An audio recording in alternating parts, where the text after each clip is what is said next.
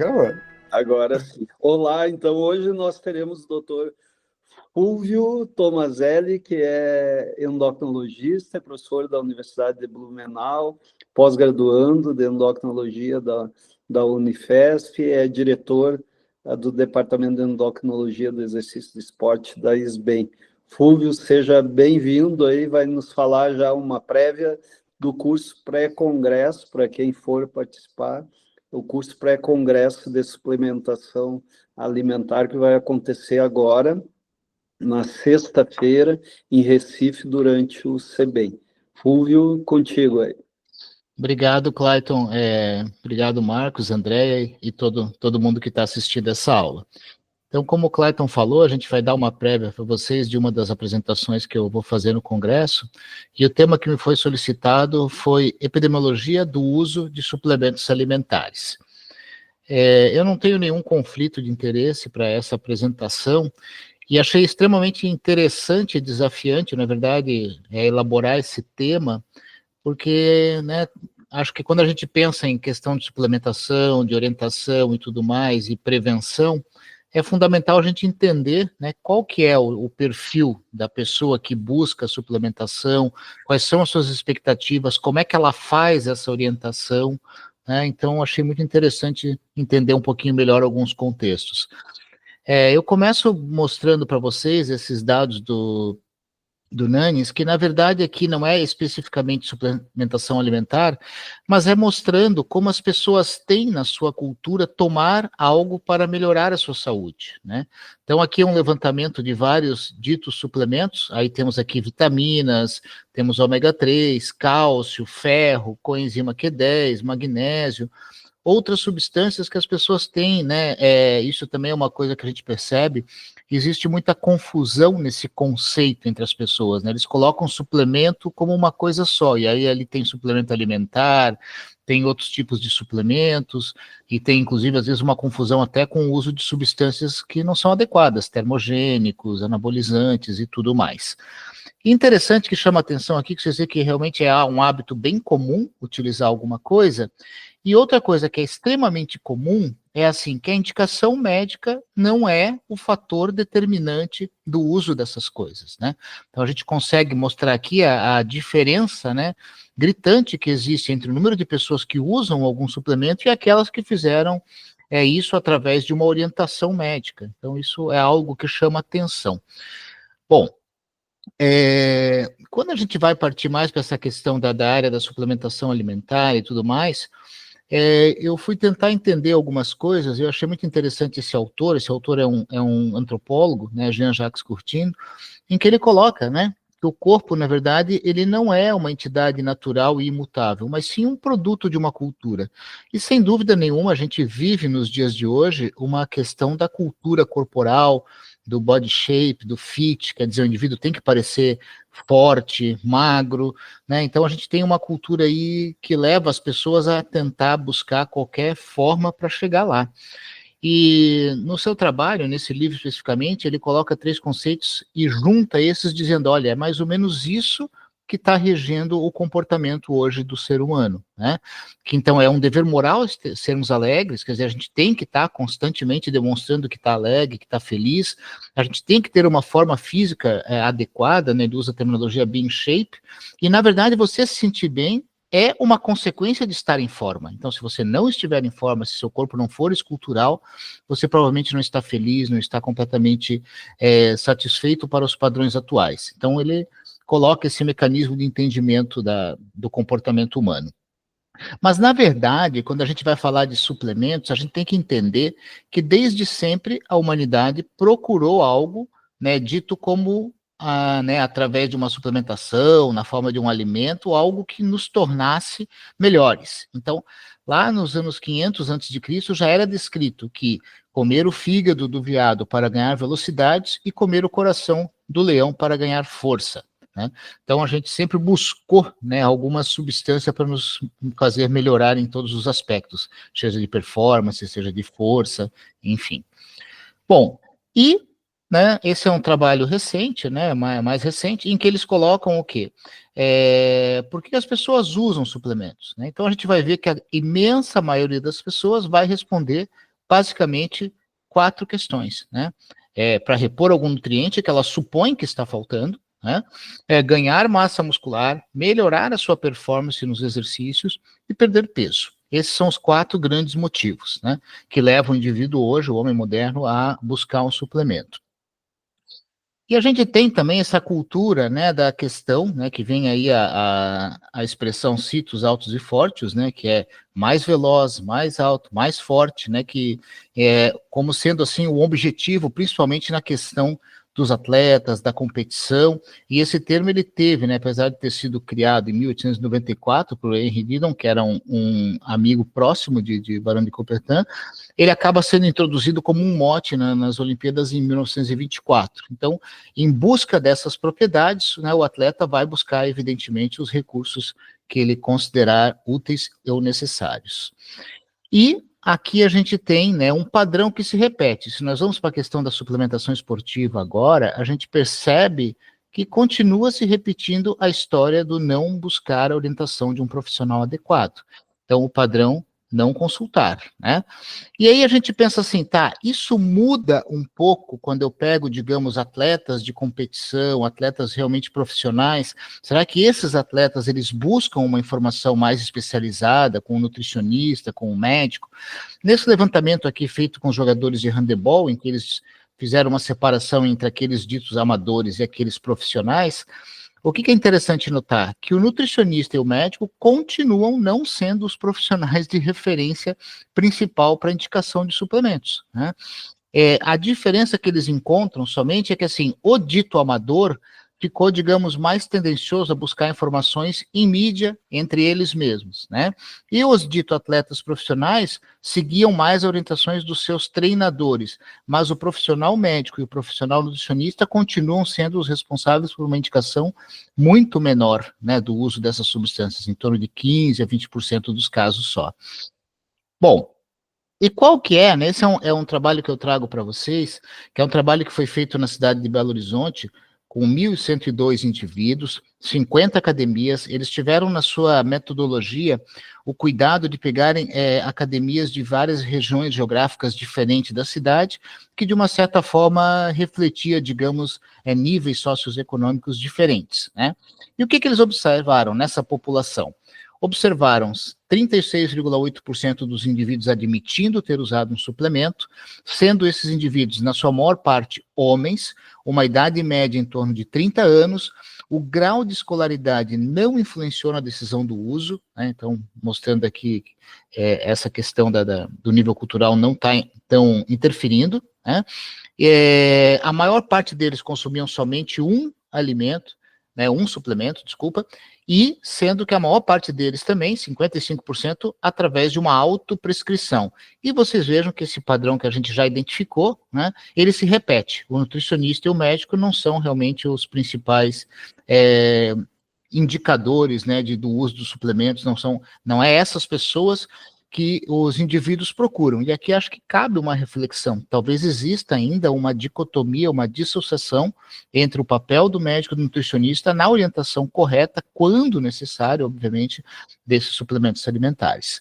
Bom, e quais são os tipos de suplementos que as pessoas mais buscam? Esse trabalho colocou, né, que 58% dos suplementos que os indivíduos utilizam são suplementos proteicos e derivados de aminoácidos, ou seja, a maior parte, obviamente, com um objetivo de hipertrofia muscular, de ganho muscular. Então, esse é o grande apelo do uso dos suplementos.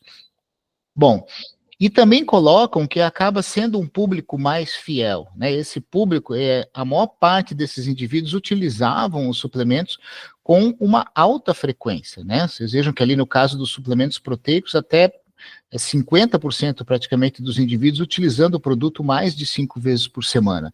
Então, realmente, os indivíduos usam vários dias da semana, tá?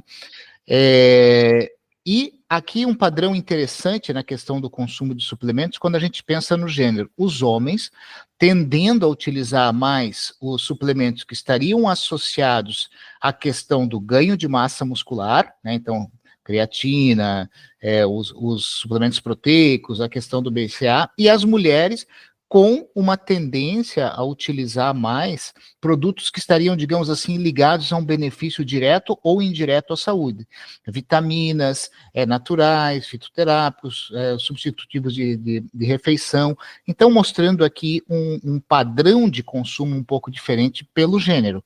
E esse padrão de consumo diferente pelo gênero, ele também é observado com o avançar da idade.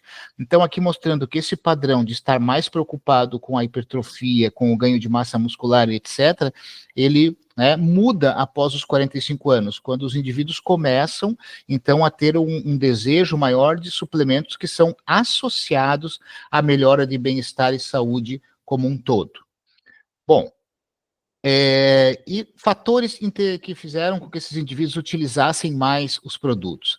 É interessante que nessa pesquisa eles colocam que os indivíduos que estavam satisfeitos com o seu peso corporal mantinham o uso, atribuindo talvez essa melhor composição corporal, essa satisfação, justamente ao uso do suplemento, indivíduos que estavam utilizando a medicação fazendo atividade física por mais de um ano, os indivíduos que tinham uma atividade física principal baseada em exercício anaeróbico, musculação, ou seja, o objetivo de ganho de massa, e esses indivíduos tinham, em geral, um padrão de treinar mais vezes por semana.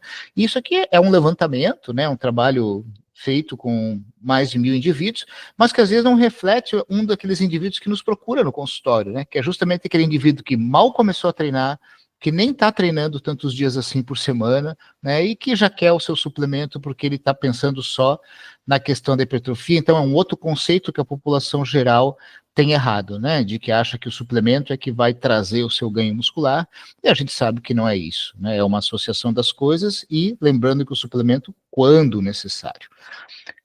Bom, mas se a gente viu ali em torno de 1/3 daquela população utilizando suplementos, a gente observa nesse outro trabalho, um trabalho feito com 334 indivíduos, em que depende muito da atividade física. Então, quando eles estudaram especificamente praticantes de musculação, a gente vê que em vez de 1/3 aproximado de usos, isso sobe para 2/3. Então, 65% dos indivíduos utilizando suplemento, evidentemente com um predomínio de suplementos proteicos e aminoácidos, e repetindo aquele padrão que eu acho que é a grande preocupação de todos nós, O padrão de que o grande prescritor do suplemento não é nem o médico, nem o nutricionista, mas sim os amigos, a TV e a internet. Bom, e aqui mostrando nesse trabalho ainda que aqui nesse trabalho diferente do outro, o grau de escolaridade influenciou, mas num sentido inverso. Quanto mais escolaridade, maior o consumo de suplementos. Claro que esse trabalho precisaria ser melhor analisado, melhor destrinchado, ver se o fator aqui renda também não pesou e tudo mais. Mas só para trazer um dado um pouquinho diferente.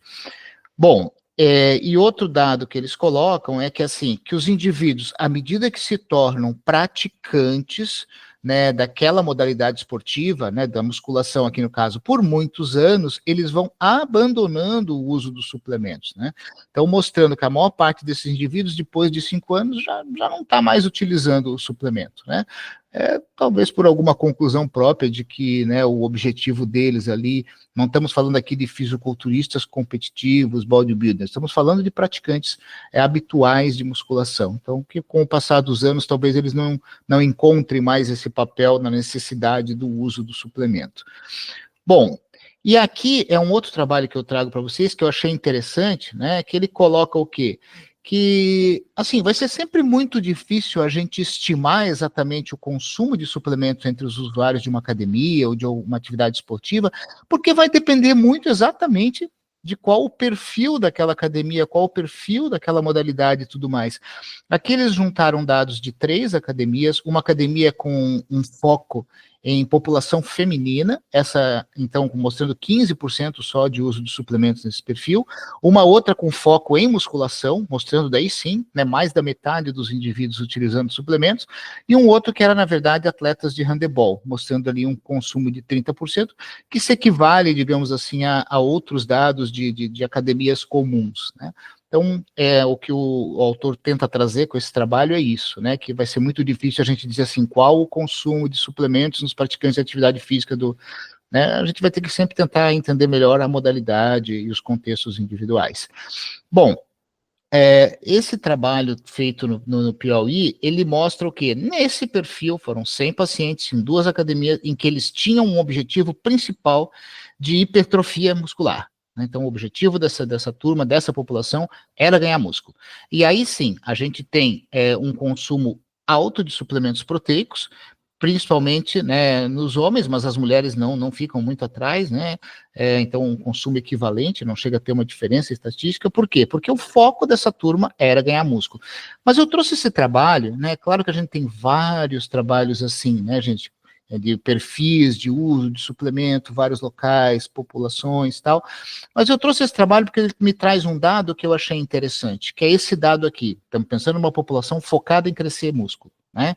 E aqui ele identificou que 40% desses indivíduos estavam utilizando suplementos proibidos, né? Substâncias que não deveriam ser utilizadas, pré-treinos, né? Esteroides, então mostrando que há aí um perfil de risco e que talvez o suplemento, de uma certa forma, esteja mascarando também o uso de outras coisas, né? Porque quando você vai fazer esses trabalhos, a gente tem que sempre lembrar que muitos indivíduos têm medo, têm receio, não dão a informação adequada do que estão usando, ou falam, eu uso whey protein, mas pode ser que eles também estejam usando outras coisas nesse contexto, como sendo, digamos assim, um indício indireto. Aqui eu trouxe um trabalho só para ilustrar um trabalho de Santa Catarina, né, mostrando que o perfil de o consumo preferencial de produtos proteicos, né, e suplementos calóricos, ele geralmente é o que a gente encontra, né, são os que o indivíduo mais acaba utilizando. Trabalho aqui com 334 indivíduos, feito na cidade de Florianópolis. Bom, esse trabalho é um trabalho que eu achei bem interessante, é um trabalho feito com 26.880 militares americanos, tá? Em que eles identificaram o quê? Né? Eles identificaram que pacientes militares que tinham uma condição médica, certo? Tinham lá um diagnóstico de alguma situação, eles têm uma tendência natural a utilizar suplementos, como se houvesse, digamos assim, uma desconfiança da medicina tradicional e que eles buscassem mais alguma coisa para completar seu tratamento. Então, achei um dado bem interessante aqui, né? Os autores têm uma análise estatística detalhada, tudo, mas eles colocam assim que o fato do indivíduo ter uma condição crônica é também um fator de risco para ele utilizar algum suplemento não indicado pelo médico. Tá? Então, esse é o trabalho que eu trago. Bom, um outro trabalho também feito com militares nos Estados Unidos, 16.146 militares, no qual eles segmentam, como vocês podem ver aqui, em 3 tipos de suplementos diferentes, ou seja, 3 objetivos diferentes, né? Então, o objetivo de crescimento, bodybuilding, o objetivo de emagrecimento e produtos específicos para performance. Então, ele coloca nessas 3 situações, destacando que, né, alguns desses produtos aí a gente sabe que não deveriam estar sendo utilizados, né? Termogênicos, o esteroide, enfim. Bom, e qual que é o perfil do usuário mais frequente nessa população de militares? Os indivíduos de tropas de elite, né, como o Marine Corps, solteiros, alistados, ou seja, não militares de carreira, né, indivíduos que estão ali há menos tempo, consequentemente também indivíduos mais jovens, ativos fisicamente, então indivíduos que se mantêm com um alto grau de exercício, indivíduos muitas vezes com um índice de massa corporal acima de 25, tá?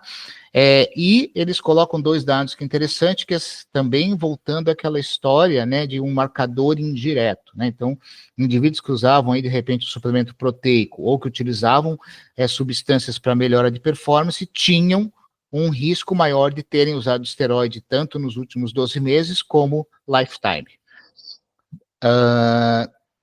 Né, o velho padrão que se repete. Então, quais eram as fontes de informação para o uso desses suplementos? As 3 fontes principais entre os militares, né? Revistas, amigos e família e internet, né? Também lembrando que sempre tem essa questão de que os indivíduos podem estar omitindo informações, né? Os indivíduos às vezes têm receio de admitir uso.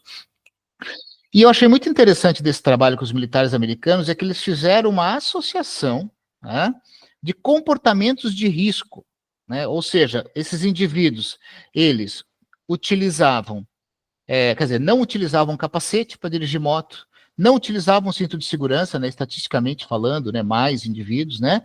eram indivíduos que eram mais frequentemente, se colocavam em situações de risco, como beber demais ou pegar carona com pessoas que tinham bebido, né?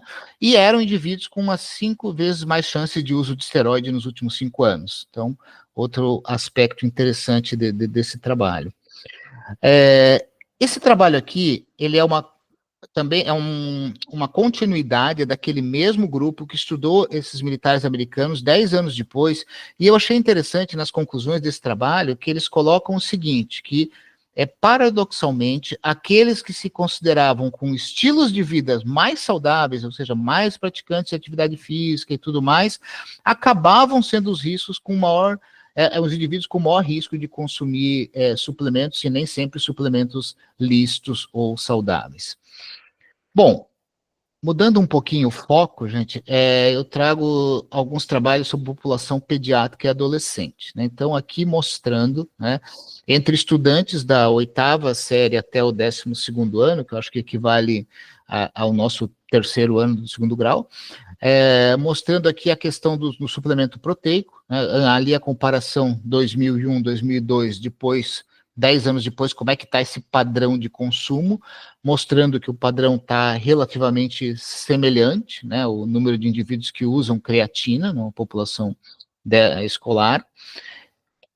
Mas um dado que eu acho interessante que vem desse mesmo trabalho é que, assim, parece ter mudado o padrão, né, que me assustou, na verdade, né, esse padrão de indivíduos que já tinham usado esteroide anabolizante nessa faixa etária. E parece que mudou, né, parece que o consumo está um pouco menor, né, mas eu acho que esteroide anabolizante na infância, aliás, em qualquer faixa etária, né, deveria ser 0. Então, ainda assim, eu acho que são dados preocupantes. Claro que aqui nós teremos que ter um dado mais atual ainda, né, mas mostrando que, de uma certa forma, também, talvez alguma conscientização, pelo menos em relação a essa população, possa ter acontecido e reduzido o uso. Aqui é um trabalho feito com 466 estudantes, com uma idade média de 20 anos, né, e que eles chegam à conclusão que o consumo de drinks energéticos, de suplementos alimentares ou de medicações prescritas por um médico com alguma finalidade de aumento de performance e tudo mais, que há um consumo alto dessas substâncias nesses indivíduos que eram atletas, né, e que não há uma diferença por modalidade, não há uma diferença significativa entre as modalidades. O que há é uma tendência aos rapazes utilizarem mais produtos do que as meninas. Bom, estamos quase finalizando, então o que eu trago para vocês é uma situação, um depoimento, isso aqui é uma tese, na verdade, de uma professora de antropologia da UNB, Universidade de Brasília, em que ela coloca vários depoimentos ali, né? E um dos depoimentos que eu destaquei é esse, né? Com o objetivo, a definição muscular, eu uso um suplemento chamado Lipocut, né? X, que é um termogênico, e assim, o depoimento é do paciente, né? Então, ela falou tudo isso aqui, quer dizer, como demonstrando, entre aspas, desculpa, pessoal, demonstrando, entre aspas, um conhecimento aprofundado do tema, mas, obviamente, sem noção dos riscos, né? Então, ela toma 2 cápsulas ao dia, como ele é um termogênico, ele auxilia na queima da gordura, além disso, faz ela transpirar mais, perde mais líquido, não fica inchada, e também tem menos fome, né? Então, além disso, também usa o whey protein, ele ajuda a manter a massa muscular que eu adquiri quando tomei anabolizantes, e também me dá mais força na hora de malhar, né? Então, como eu brinco, aqui não é o joguinho dos 7 erros, né? Tem 1000 erros nessa história toda aí. Mas eu acho que a grande questão que eu achei interessante, né, de estudar um pouquinho melhor, tentar entender esses perfis epidemiológicos, é justamente isso, né, que o que a gente tem que tentar fazer com as pessoas é que elas tenham, né, o uso correto de suplementos alimentares, né? Então um nutricionista qualificado, um médico qualificado, para ver se aquele indivíduo realmente precisa, né?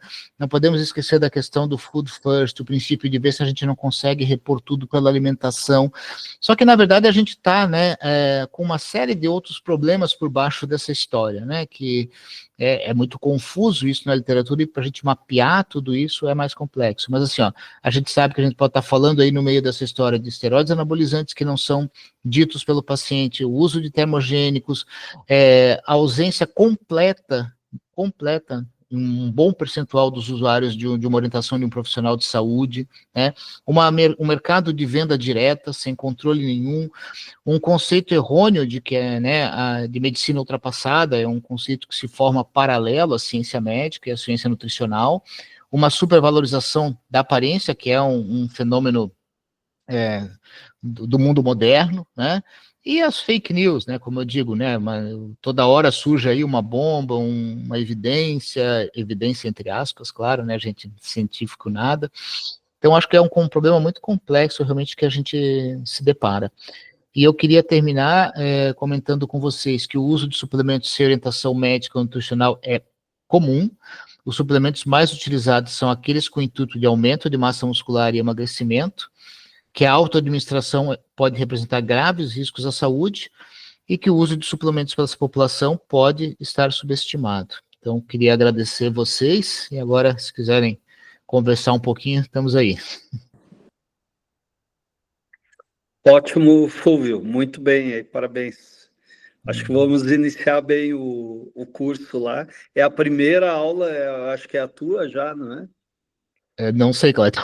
Acho que é a primeira, acho que tu vai inaugurar o congresso, inclusive, né? Porque é a primeira atividade científica lá. Muito bom, parabéns. Interessante aquele dado da permissividade para outras situações de risco, né? Isso é bem descrito com os esteroides anabolizantes, né? Até sexo não protegido. Tem um trabalho que discute o aumento da incidência de HIV, de hepatite B e hepatite C, independente do uso do compartilhamento de seringa, né? Eles se protegem menos durante o ato sexual. E aí tu linka, né, o uso desse suplemento com a porta de entrada para usar esteroide, né? Acho que uma pessoa que permite a invasão do templo, que é o corpo, né, com uma substância, vai permitindo outros comportamentos, né? É interessante. Não sei se alguém tem alguma pergunta aí, pessoal.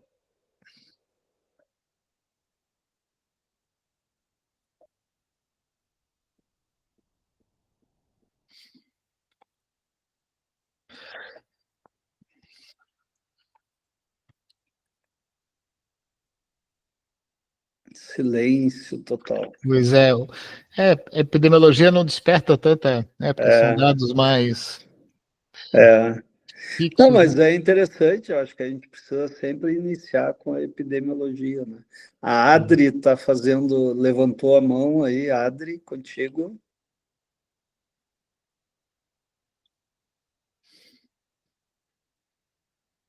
Ah, ela saiu agora? Achei que ela tinha levantado a mão.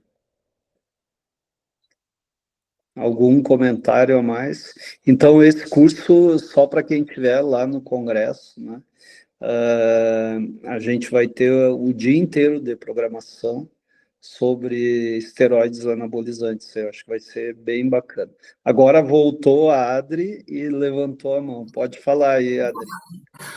Boa tarde, parabéns, Fulvio. Não é bem uma pergunta, mas é para a gente refletir, né?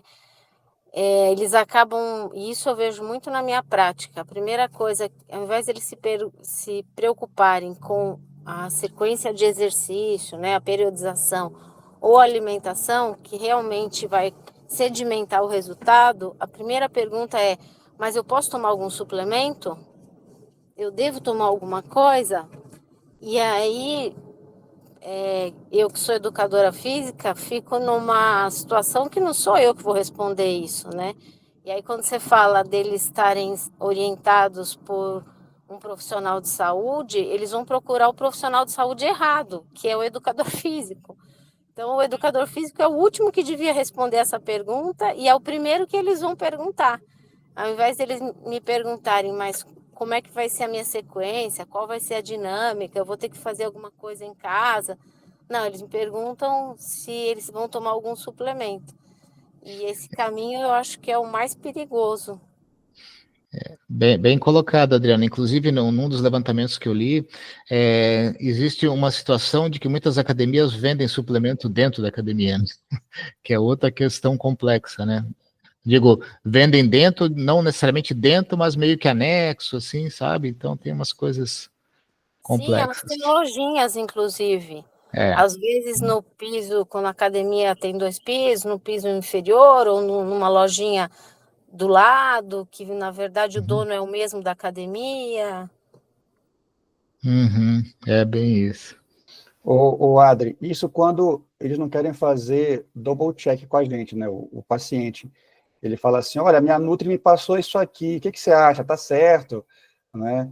Eles mal começam a treinar, não tem nem a orientação para treinar e já querem tomar alguma coisa porque eles vinculam, né, o rendimento do treino a um suplemento, né? Foi muito legal esse dado que você colocou aí, Fulvio.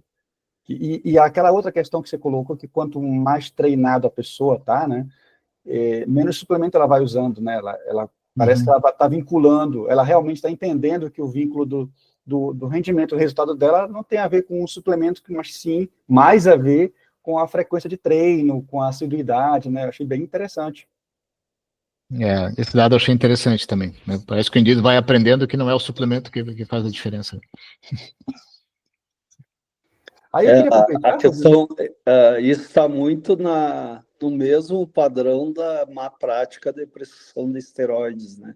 Então, por exemplo, hoje, boa parte dos profissionais de nutrição ou de educação física também, ou até esses médicos que fazem essa área de fitness dentro da pseudociência, eles parece que para sofisticar, eles enchem eu chamo de pozinho de perlim-pim-pim, né? E os pacientes vêm com aquelas listas ali, sem fim de suplementos, né? E isso é um grande problema, e é um mercado gigantesco, né? Gigantesco, gigantesco.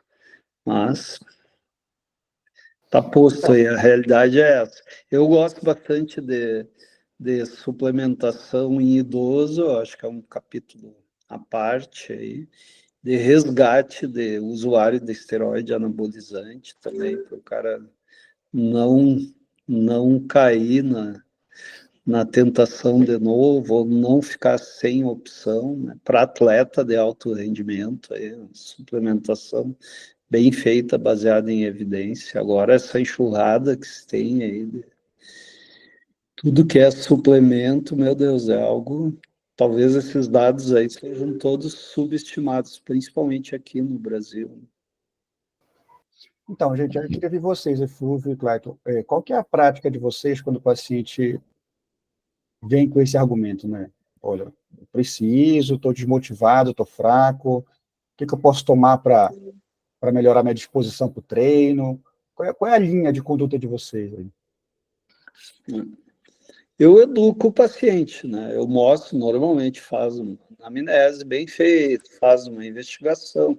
Então, por exemplo, estudo as áreas, a vitamina D, vitamina B, né? Fizer um interrogatório de cálcio, quer dizer, o cara não tem anemia, ele não tem nada. Então, dentro desse contexto, tu explicar que o suplemento é desnecessário e mandar para uma nutricionista que seja mais raiz, eu acho que até funciona bem, né? E eu digo o nível de evidência para cada suplemento tem um nível de evidência, né? Ninguém vai deixar de suplementar ferro para quem tem ferro baixo, vitamina B ou D para quem tem diminuído, né? Então, eu faço a medicina baseada em evidência. Não é para impressionar o paciente. Eles gastam, eu não sei como eles pagam, né? Porque às vezes para comprar um remédio eles reclamam, pagar uma conta de uma farmácia de manipulação, como eu vejo de vez em quando, de 5 mil de conta, né? Eu peguei um casal esses dias que eles gastaram 11 mil, 5.500 cada um, né? Na farmácia de manipulação. Então, eu até fico pensando como que um médico convence o paciente a gastar esse dinheiro, né, em algo furado. A gente brinca que é xixi caro, isso aí. Tem que fazer a investigação, orientação mesmo, né? Porque a gente não vai fazer o que muitos desses profissionais, eles falam o que o paciente quer ouvir, né? Não o que o paciente precisa. Então, tem isso. Outra coisa, às vezes, outras situações clínicas, né? A gente, às vezes, pode ter aí, tá diante de uma insuficiência cardíaca, de uma apneia do sono, alguma outra coisa que esteja por trás, né? Então, acho que é sempre importante uma boa investigação clínica, né? Com os exames de uma anamnese, né? Fadiga crônica, por exemplo, é uma mesma dimensão da libido, né? Uma queixa frequente, né? Aí tu vai ter que explorar as outras causas, o sono, a própria obesidade, né? Ela pode causar hipogonadismo, pode causar diminuição da libido, hipogonadismo funcional, sedentarismo, né? Medicação, hoje está todo mundo muito medicado, né? Tem chorou uma vez, já toma um antidepressivo e aí vai. E os antidepressivos também causam isso, né? Também ganham peso, é meio um círculo vicioso. Às vezes problemas conjugais, a própria depressão também é uma causa de tudo isso. Mas é uma queixa bem frequente, fadiga crônica. E os pacientes, eles já estão usando hormônio, um monte de suplemento, para, entre aspas, tentar tratar isso aí, ou eles querem usar, né? Vem com essa demanda. Porque nas mídias sociais, os picaretas, eles fazem assim, eles vendem o hormônio como sendo a solução para isso.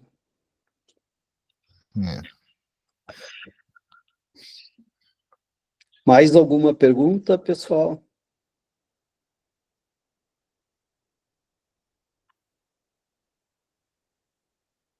É um assunto bem importante, mas na realidade é mais dados, né? E a questão filosófica. Aí no congresso a gente vai discutir um por um os suplementos, né?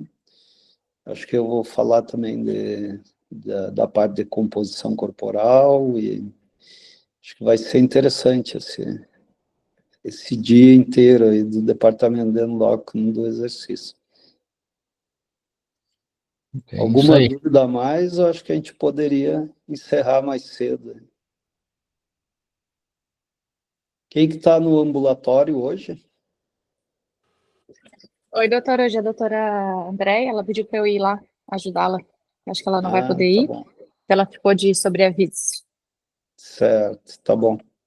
Acho que eu vou dar uma passada lá também. Ótimo, muito Daí bom. a gente conversa.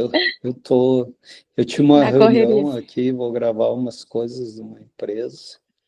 Estão vendo aí no fundo uma propaganda de Vagem Feio. Coisa que eu fui ver, eu não estou usando, viu? É que eu pedi uma sala ali, atrasou um pouquinho o almoço. Mas acho que daqui a pouco eu estou aí. Certo? Tá bom, a gente se vê já já, então. Beleza, então. Tchau, pessoal. Obrigado. Parabéns, Fulvio.